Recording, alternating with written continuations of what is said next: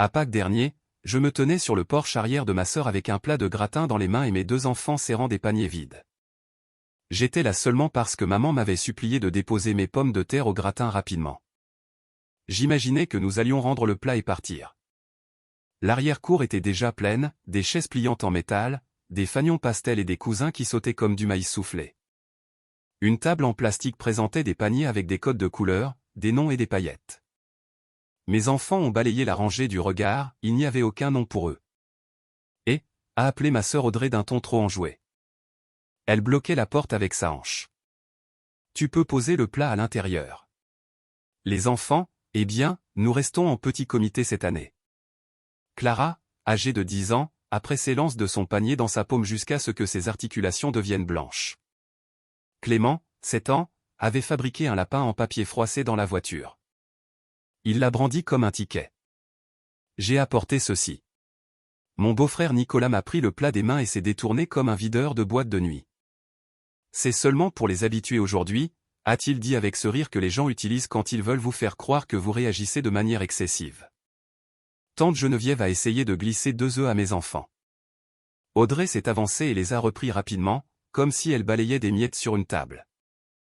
Nous en avons discuté, a-t-elle dit, sans chuchoter.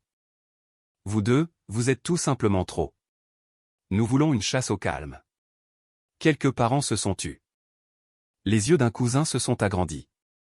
Maman a fait semblant d'être occupée avec le jambon, elle ne m'a pas regardé. Quelqu'un a monté le son du haut-parleur. Une liste de lecture de Pâques a rempli l'espace entre mes enfants et les paniers qui n'étaient pas pour eux. Clément a un peu froissé son lapin en papier. Il n'a pas pleuré. Il a juste cligné des yeux fortement et a tracé l'oreille bosselée avec son doigt. Clara s'est redressée et a dit à personne en particulier, « Nous allons bien ». Elle n'allait pas bien. Ma gorge s'est serrée. J'ai posé le gratin sur la table console à l'intérieur, à côté d'un vase de tulipes artificielles, et je suis ressorti. Je n'ai pas fait de scène. Ma sœur m'a adressé un haussement d'épaule qui signifiait « Tu sais comment il est. Tu sais comment ils sont. » Mes mains tremblaient. J'ai dit « Joyeuse Pâques » à l'air et j'ai fait remonter mes enfants dans la voiture. Alors que j'attachais Clément, j'ai glissé le lapin en papier dans la boîte à gants. J'aurais dû le savoir. Je le savais. Je suis parti avec la mâchoire si contractée que cela me faisait mal. J'ai 38 ans. Mon nom est Élodie Lefebvre et je vis à Nice, en France. Je suis planificatrice de projet senior pour une entreprise de toiture commerciale, ce qui signifie que je coordonne les équipes, les budgets et les calendriers pour que les toits ne fuient pas. Je suis doué avec les chiffres. Je suis divorcé depuis 3 ans. Mes enfants, Clara et Clément, sont les miens. Clément est sensible au bruit et aux changements soudains. Il est doux et prudent. Il chantonne quand il est nerveux. Clara comprend les gens en quelques secondes et essaie de maintenir la paix, même quand ce n'est pas son rôle. Ma famille aimait mes feuilles de calcul mais détestait mes limites. Pendant des années, j'ai été le portefeuille sur pattes. Cela a commencé par de petites choses. La facture d'électricité de maman, juste pour cette fois, quand elle avait oublié de payer. J'ai mis en place un virement automatique de 138 € les vendredis vers un compte chèque partagé intitulé Famille. La banque m'a même permis de le surnommer Maman à tes charges. Mignon, pensais-je. Puis responsable. Ensuite, ce furent les pneus de la voiture de papa. Nous te rembourserons le mois prochain, ce qui s'est transformé en « Tu sais comment est ton père ». Puis ce fut l'installation du parquet d'Audrey, 2576 €, alors que son remboursement d'impôt n'était pas encore arrivé. Elle a dit que je l'avais sauvée de l'aspect contreplaqué avant sa pendaison de crémaillère. J'ai également payé 1012 € pour un chauffe-eau quand le leur a explosé. J'ai versé 2944 € pour réserver une villa de vacances un été, parce que, nous partagerons les frais une fois sur place.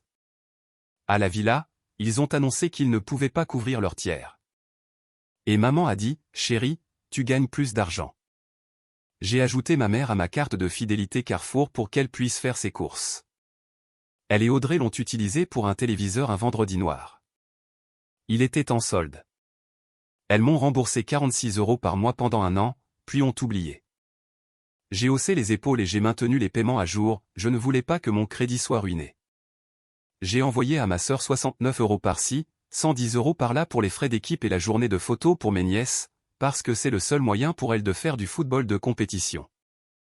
J'ai 4 ans de notes de paiement sur l'application Lydia comme celle-là.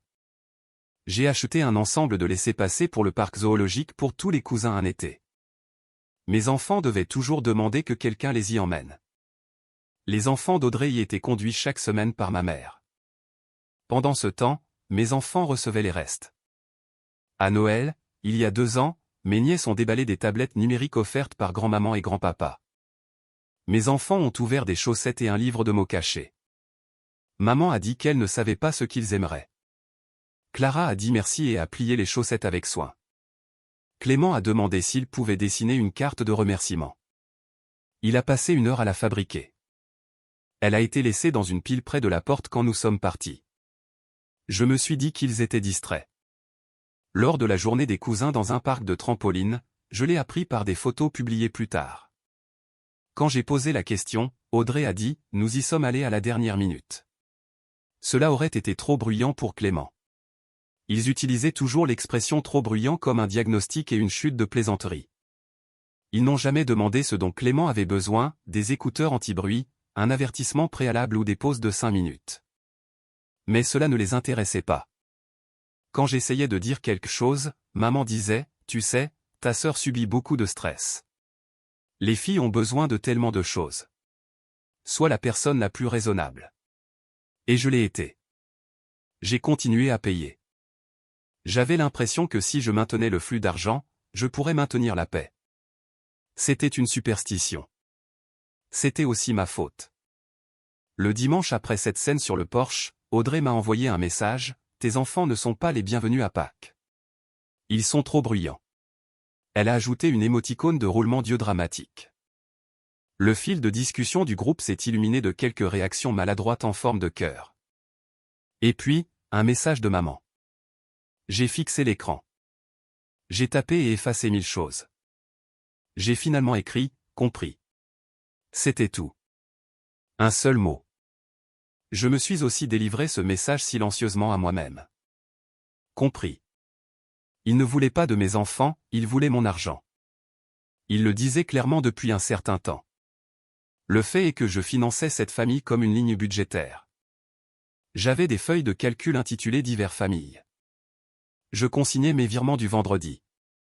Depuis le divorce, les seules constantes étaient ces débits et le sentiment sourd que mes enfants ne faisaient pas vraiment partie du groupe que nous financions. Le message disant qu'ils étaient trop bruyants a tout mis en place. Il ne s'agissait pas d'une chasse aux œufs ou d'un gratin. Il s'agissait de la valeur qu'ils accordaient à mes enfants. Je ne me suis pas disputé dans le fil de discussion. Se disputer là n'avait jamais rien changé. Je les ai laissés planifier la chasse au calme dont ils avaient besoin. J'ai tourné mon énergie ailleurs.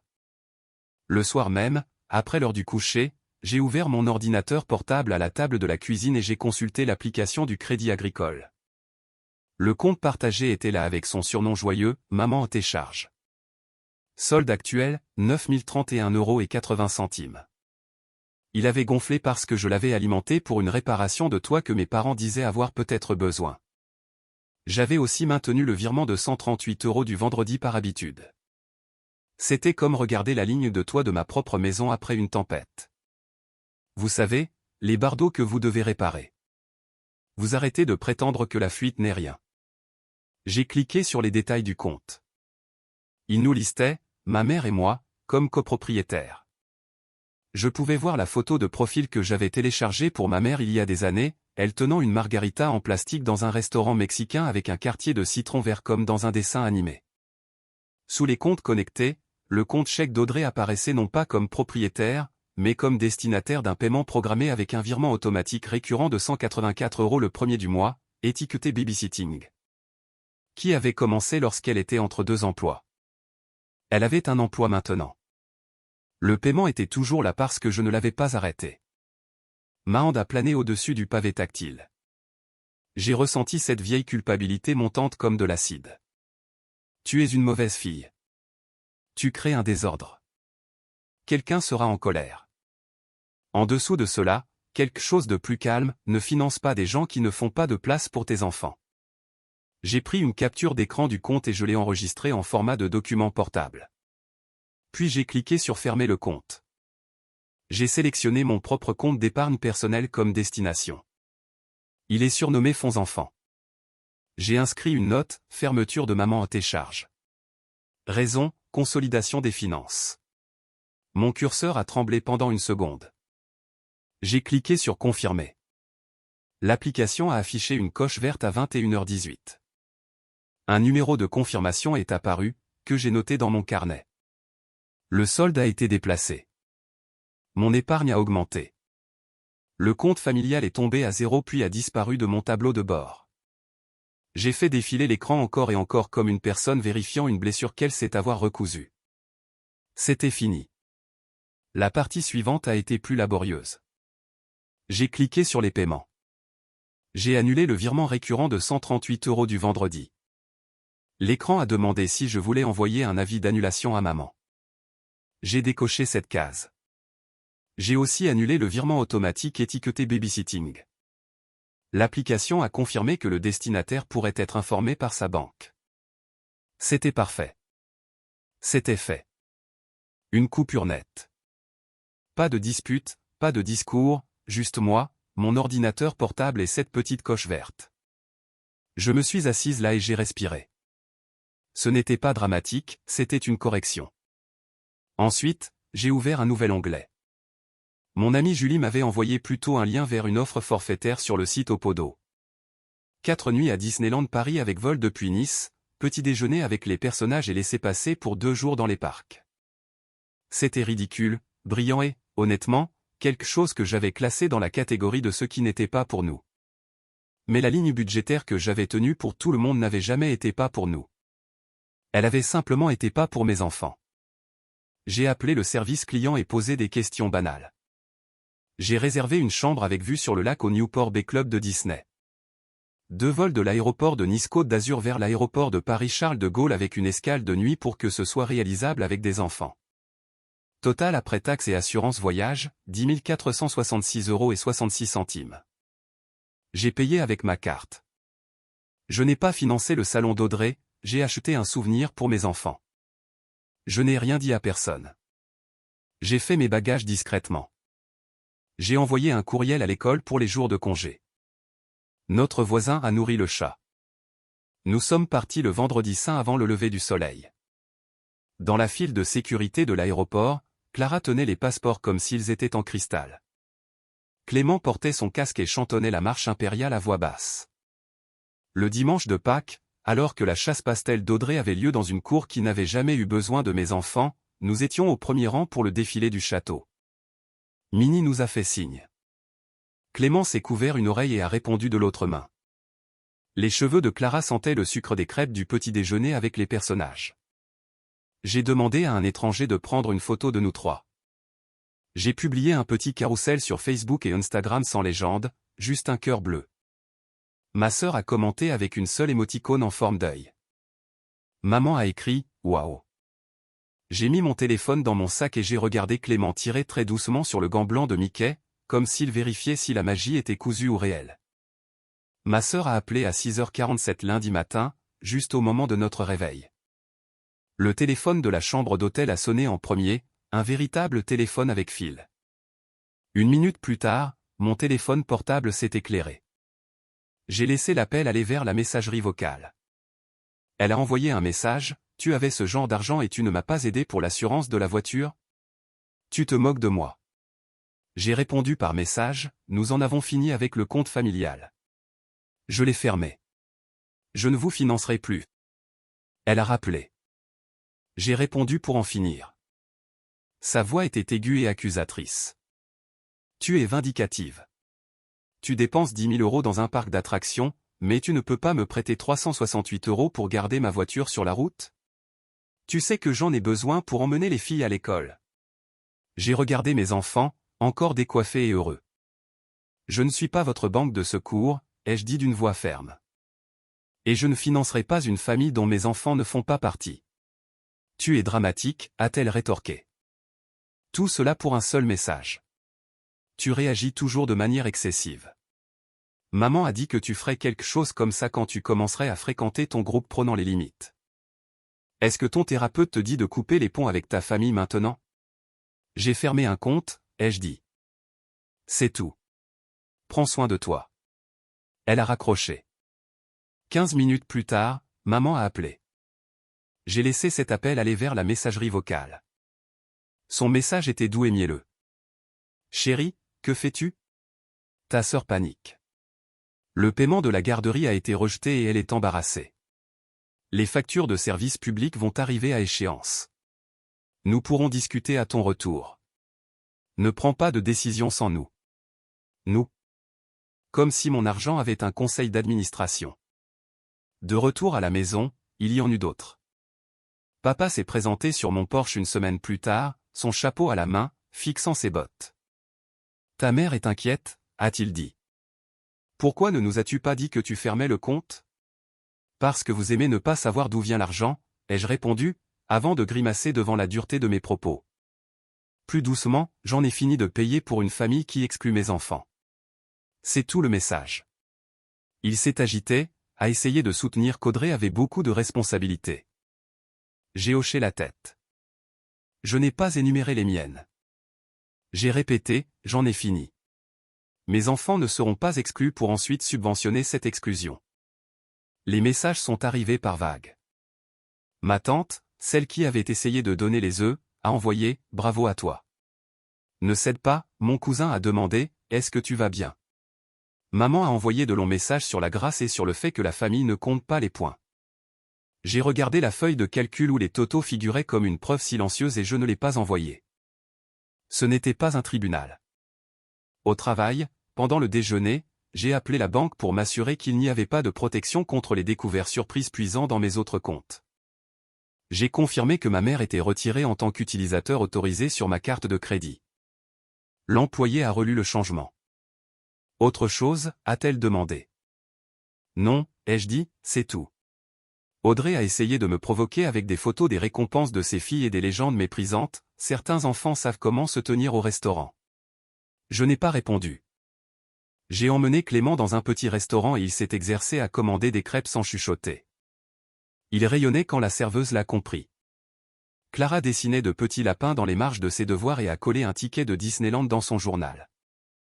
Lors d'un dîner, Clara a demandé « Allons-nous toujours aller chez grand-maman pour le 14 juillet ?» Elle a posé la question avec précaution, comme s'il y avait une bonne réponse. « Nous faisons nos propres projets cette année », ai-je répondu. Si les gens veulent se joindre à nous là où nous serons, ils le peuvent. Elle a hoché la tête. Clément a dit, pouvons-nous avoir des cierges magiques? J'ai dit oui aux cierges magiques et à tout ce qui nous concernait. Pour la fête des mères, j'ai installé 2 chaises supplémentaires à ma table de salle à manger et je les ai laissées vides. Je ne faisais pas une déclaration, je créais de l'espace, juste au cas où. J'ai utilisé la belle vaisselle, l'ensemble acheté d'occasion avec un mince bord bleu que je m'étais offert quand les papiers du divorce étaient encore récents. Clara a plié les serviettes en forme de petits lapins. Clément rôdait autour des carrés au citron pour s'assurer que je les coupais de manière égale. La fenêtre était ouverte. Le lilas de notre voisin diffusait son parfum dans la pièce. Tante Geneviève est venue. Elle a apporté un pot de pivoine de son jardin et un sac d'œufs en plastique qu'elle avait oublié d'utiliser. Elle m'a serré trop fort dans ses bras à la porte et a chuchoté, « Ta mère finira par comprendre, ou non. Tu as fait ce que tu devais faire. » Nous avons mangé du poulet rôti et des petits pois simples. Nous sommes sortis dans la petite cour après, et tante Geneviève a caché les œufs dans des endroits évidents. Clément en a trouvé un coincé dans le creux de la boîte aux lettres et a ri comme s'il avait découvert un trésor.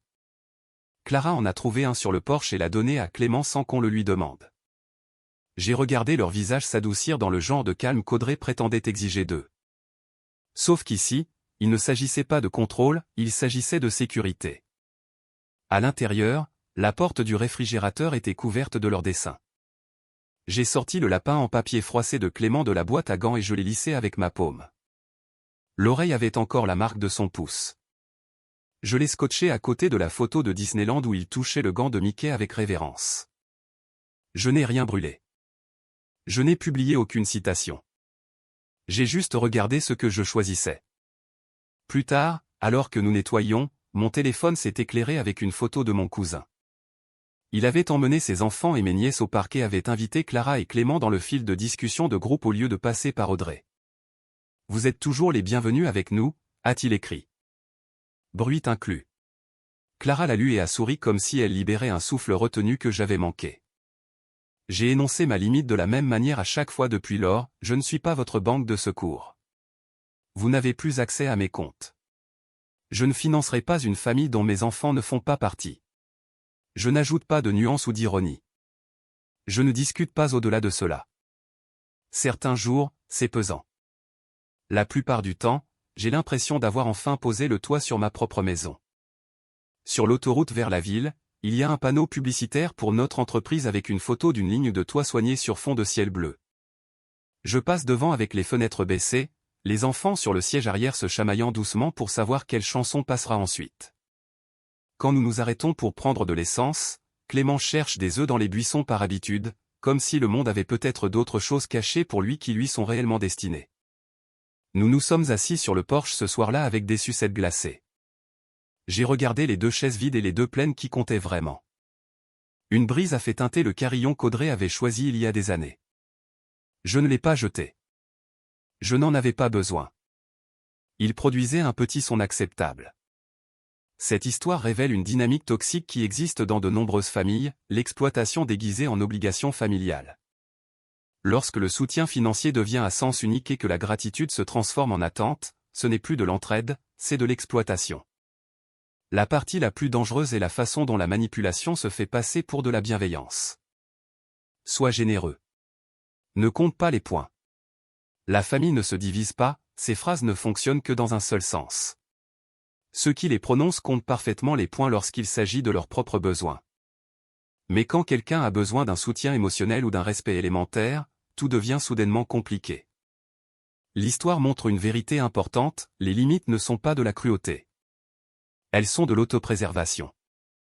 Lorsque vous financez la vie de personnes qui rejettent ouvertement vos enfants, vous apprenez à ces enfants que leur valeur dépend de leur capacité à endurer l'humiliation. Une véritable famille ne construit pas une hiérarchie où certains sont dignes de célébration tandis que d'autres ne sont là que pour les payer. L'amour sans respect n'est pas de l'amour. Et un soutien qui exige le silence sur la douleur n'est pas du soutien, c'est l'achat de votre conformité.